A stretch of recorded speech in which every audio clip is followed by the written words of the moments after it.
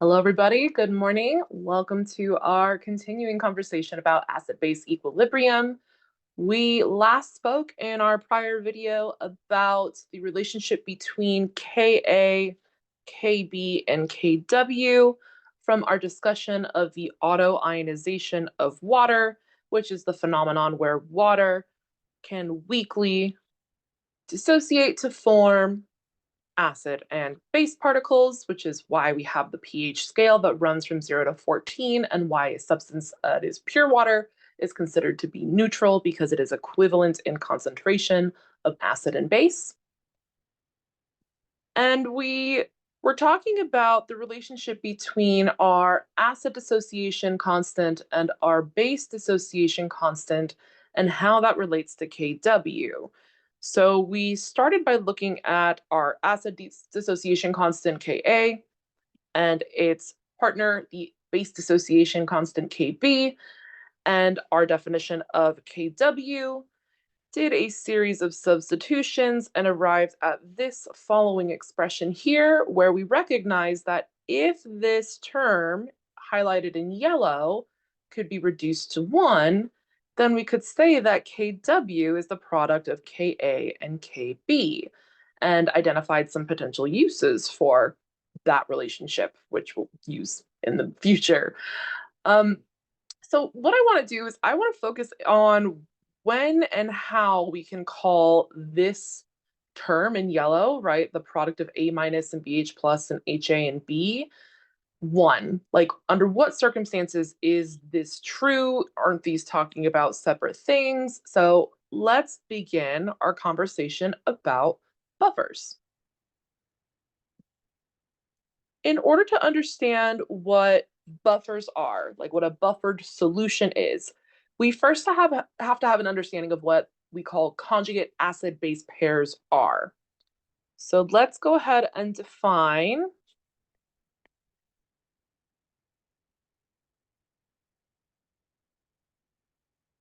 a conjugate pair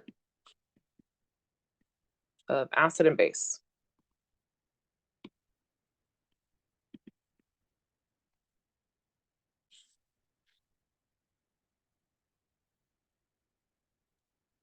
So conjugate, this is a word you may have heard in your everyday life or other educational experiences, right? When you conjugate a verb, let's say you're taking a foreign language, when you conjugate a verb, you are adding some kind of suffix or prefix or verbal like addition to the word that is pairing it with the root meaning of the verb, and then that gives it this like new sense of meaning. So the idea is you have this like root verb and then a new ending, which when coupled together create a conjugation or new meaning of the word. Similar idea here. When we're talking about a conjugate, we are talking about something that's paired. So where does this pop up, this idea of like a pair of an acid and a base existing together in the same solution in all of the dissociation equations we've seen so far? So a conjugate pair, or a conjugate acid and base pair, is a pair of substances that act as inverses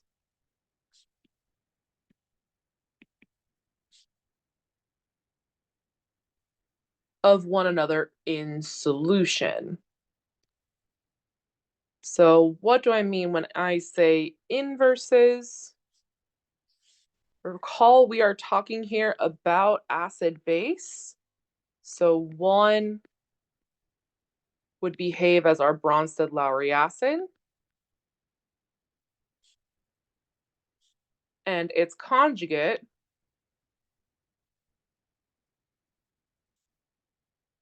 would behave as a Bronsted-Lowry base by accepting H plus.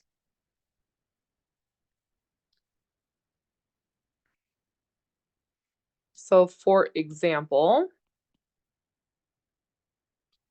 let's look at our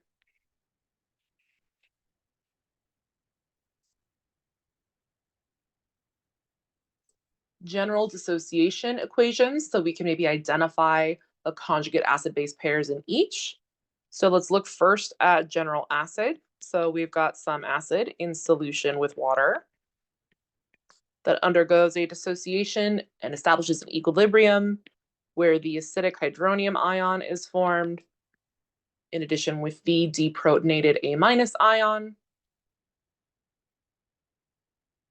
I'm going to split this reaction up just in terms of how I think about it according to what's going on in the forward and the reverse reaction, even though we know like the chemical reaction itself is both happening simultaneously at equilibrium. So what's going on in the forward reaction? In the forward reaction, we have our general acid, HA, that is indeed donating its acidic proton to water to form hydronium. So HA would be considered our Bronsted-Lowry acid. Water would be considered our Bronsted-Lowry base. And if we look at the reverse reaction, so how does this reaction between hydronium and A- go such that we can reform molecular acid HA and water? Well, this can only happen if the acidic hydronium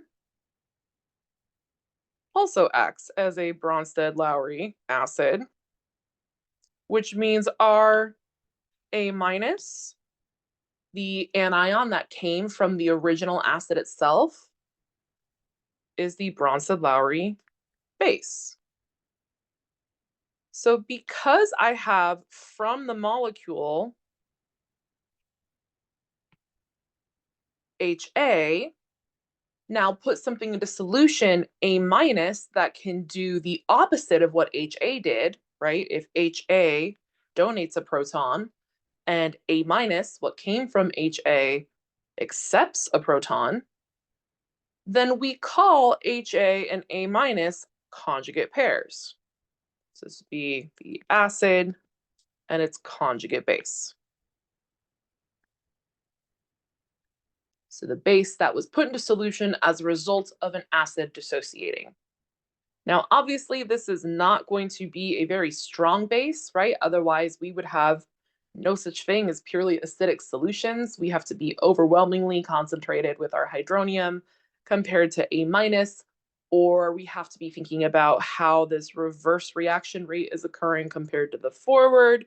Equilibrium, we know they're equal, but like, what does that mean in terms of our relative concentrations based on our equilibrium constant? We can also look at our weak base dissociation. So if I've got base B that is in presence of water that undergoes and establishes an equilibrium dissociation, this is going to form the protonated BH plus and the resulting hydroxide anion.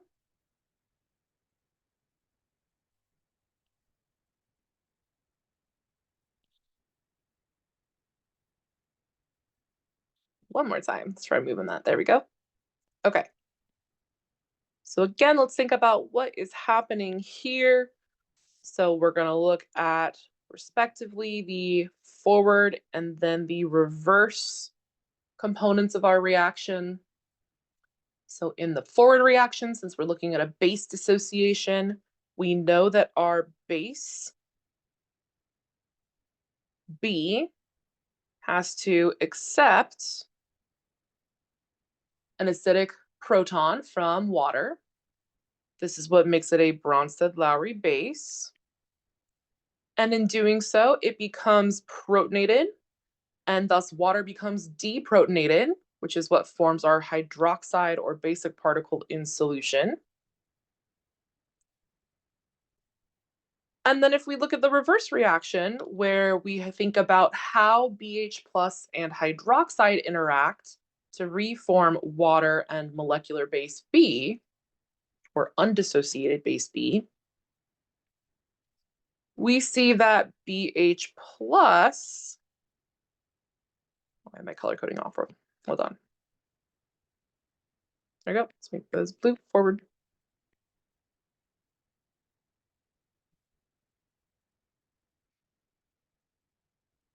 Then reverse, okay. So BH plus, that is the thing that can act as a proton donor. It will donate to the basic particle, hydroxide, which means this is a Bronsted-Lowry acid.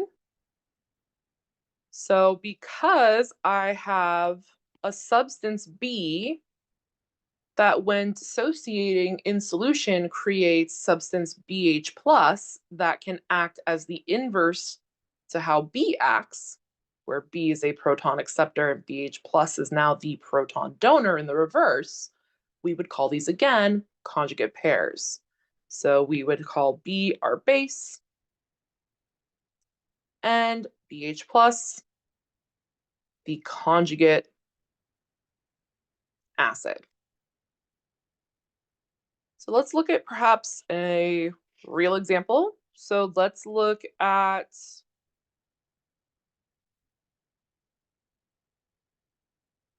carbonic acid. Nope, let's look at carbonate ion.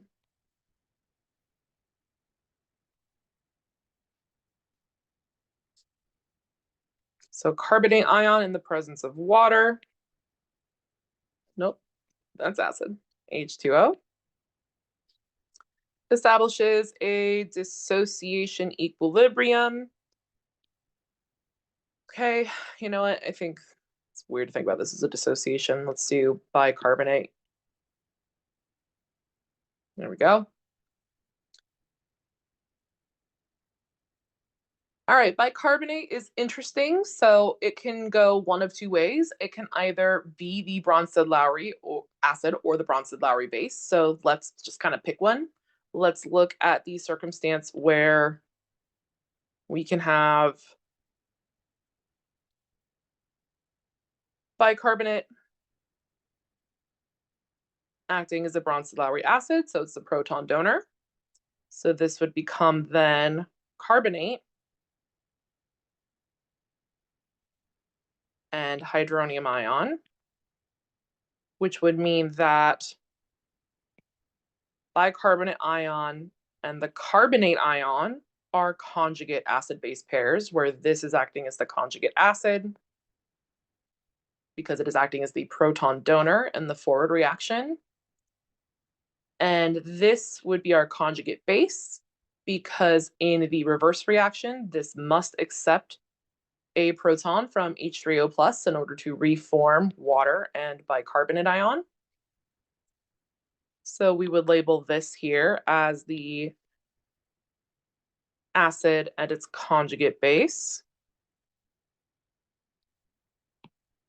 And because bicarbonate is amphoteric, ampho, like amphibian, meaning can act as both an acid and or a base depending on what kind of solution it's involved in, we could write something similar, except now we can look at the case where bicarbonate ion acts not as a Bronsted-Lowry acid, but rather a Bronsted-Lowry base. So it's still going to be the same dissociation. No, it's not. It's not going to be the same dissociation products. So why not? So if the bicarbonate is now going to be a Bronsted-Lowry base, that means it needs to accept a proton, and it accepts it from a neighboring water molecule. In doing so, this creates H2CO3, and then that leaves behind the hydroxide anion.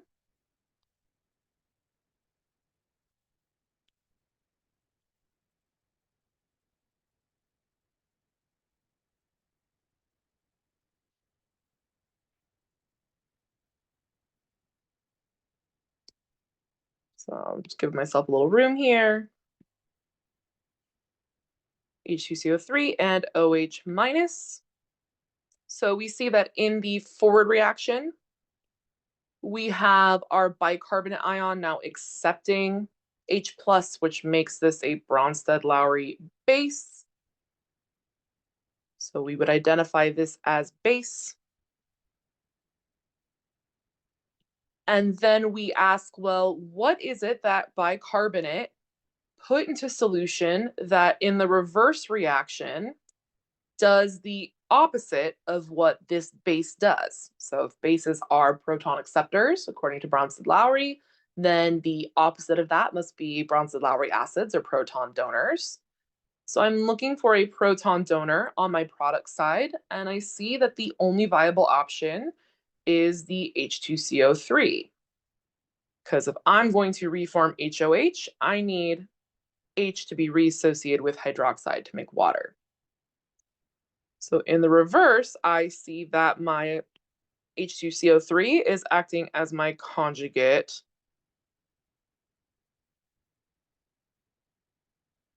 acid, meaning that the bicarbonate ion and carbonic acid are considered conjugate pairs.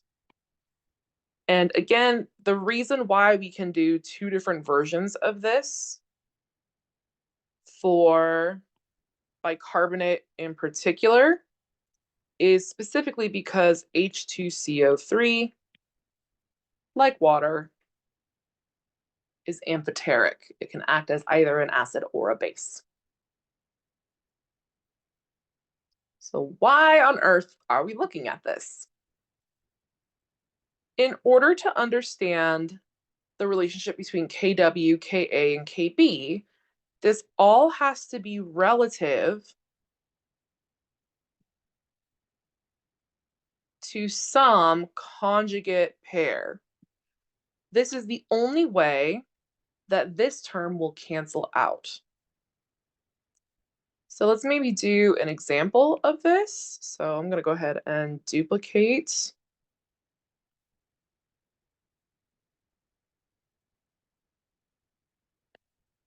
this slide. So we have some room to practice.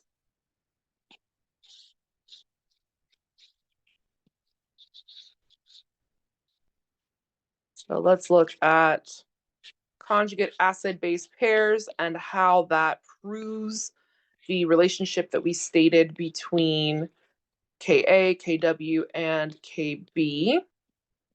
So clearing off my slide here. All right, conjugate acid-base pairs. How does this prove that Kw is equal to Ka times Kb? So for example, let's look at acetic acid. So we can consider acetic acid dissociating in water to form the deprotonated acetate ion and the hydronium ion. This could only happen if in the forward reaction, the dissociation was a result of our acid donating an acidic proton to neighboring water.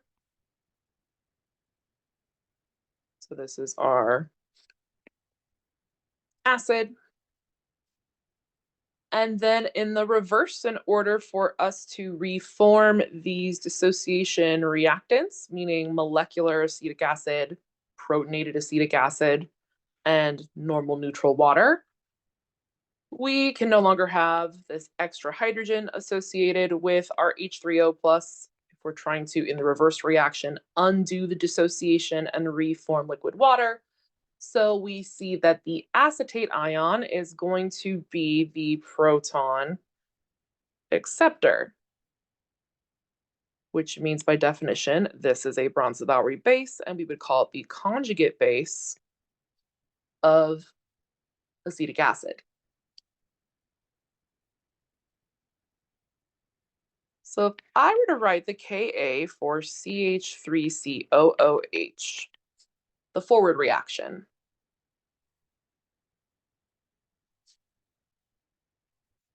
I would have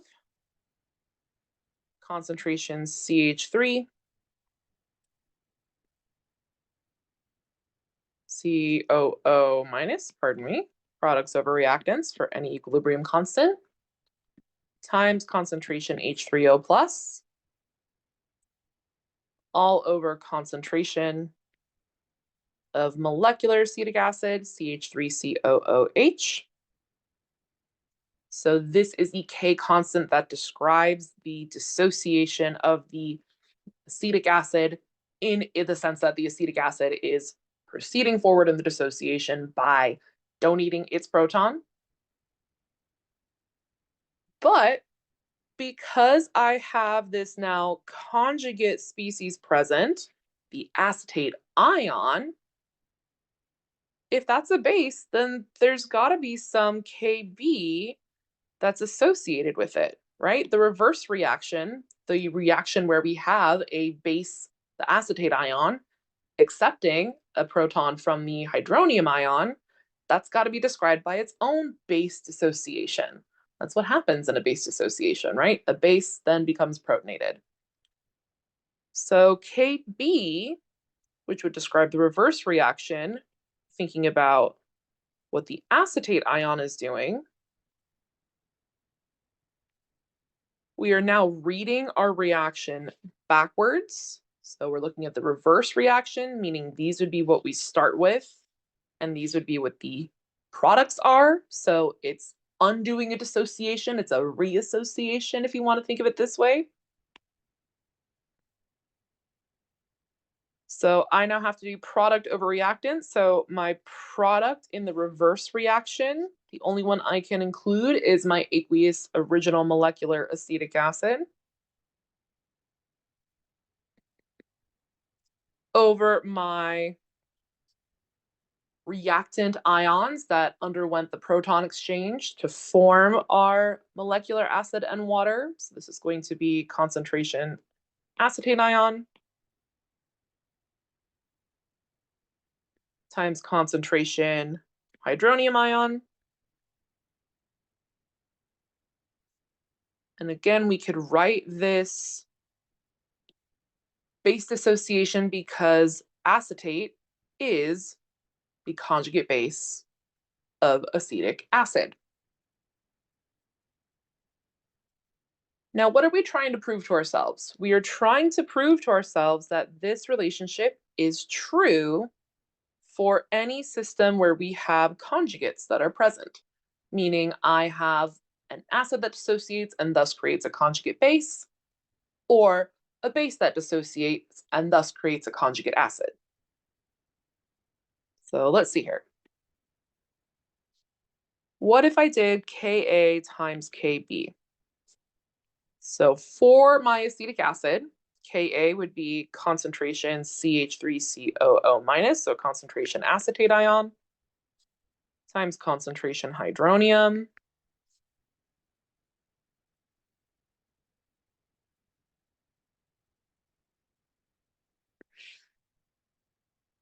over concentration CH3COOH.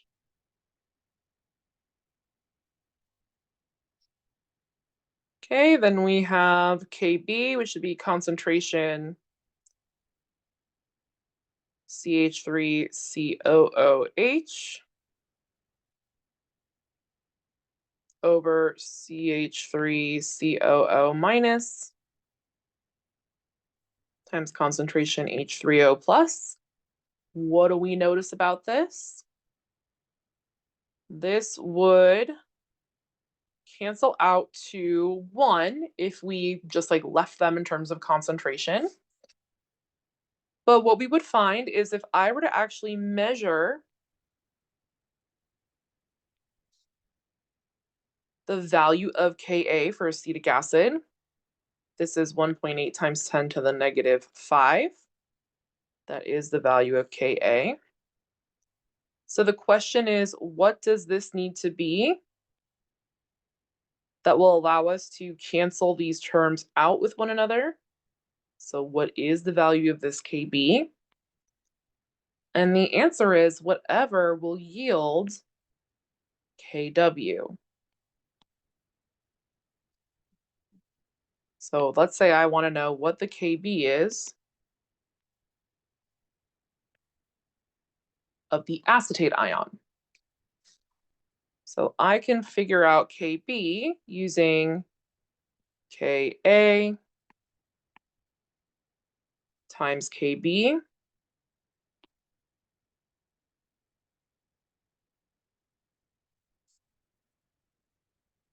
is equal to Kw, and then rearranging.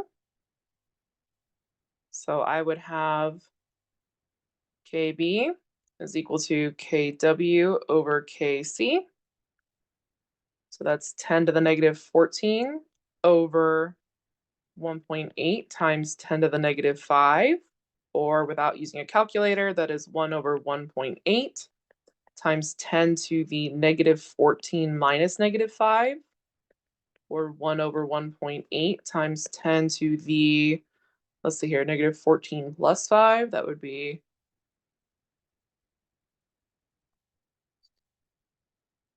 negative 9.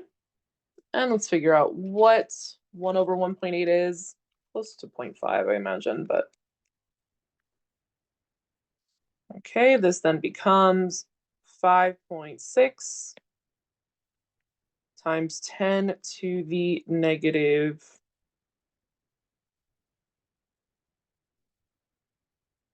10. And I would see that if I were to replug this back in and take the product of this with Ka, I would in fact yield Kw because we just solved for it that way.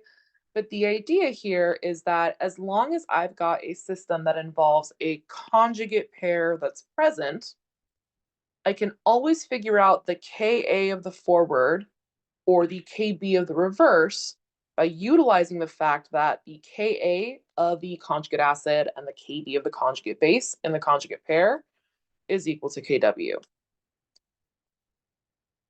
So in our next video, we are going to talk about where this becomes useful and also where the idea of conjugates pop up elsewhere in other chemical processes. So I will see you then when we move on to talk about buffer solutions.